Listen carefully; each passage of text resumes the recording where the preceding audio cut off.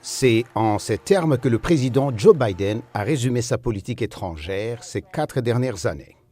À l'heure actuelle, selon moi, grâce à notre administration, les États-Unis sont en train de remporter la compétition mondiale.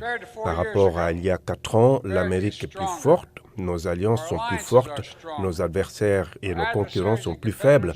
Nous n'avons pas fait la guerre pour obtenir ces résultats. M. Biden s'est fortement appuyé sur les institutions et les règles multilatérales établies après la Seconde Guerre mondiale. Il a cité l'élargissement de l'OTAN en exemple, affirmant que le bloc de sécurité transatlantique avait contrecarré le projet du président russe Vladimir Poutine d'annexer l'Ukraine voisine.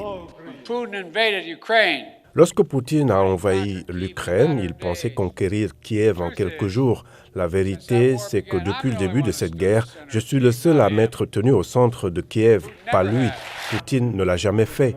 Joe Biden a déclaré que les régimes autoritaires comme l'Iran, la Russie, la Chine et la Corée du Nord s'unissaient plus par faiblesse que par force. En ce qui concerne le conflit qui a débuté en Israël et qui s'est étendu à toute la région, il a déclaré que son administration s'efforçait d'éteindre les feux d'un conflit qui fait rage depuis plus d'1 an. Il a vanté son travail sur le plus grand échange de prisonniers de l'histoire moderne l'année dernière. Et à la Maison-Blanche, plus tôt dans la journée, son conseiller à la sécurité nationale a souligné les progrès accomplis dans la libération des otages détenus par le Hamas depuis plus d'1 an.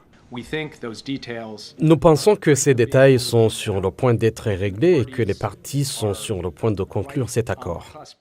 Les heures et les jours à venir nous diront si nous passons ou non de la situation actuelle à la conclusion de l'accord.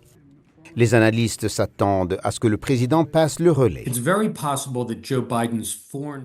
Il est très possible en matière de politique étrangère que Joe Biden soit le dernier président des États-Unis à soutenir l'ordre mondial qui a été créé après la Seconde Guerre mondiale, parce que Donald Trump veut le refaire d'une manière très radicale et il pourrait finir par le faire.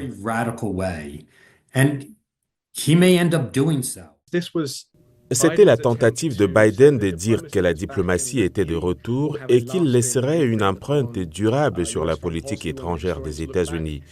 Mais lorsque les historiens regarderont en arrière, je pense en fait que la façon dont ils se souviendront de lui sera probablement davantage définie par ce qui viendra ensuite. Le mandat de Joe Biden s'achève le 20 janvier.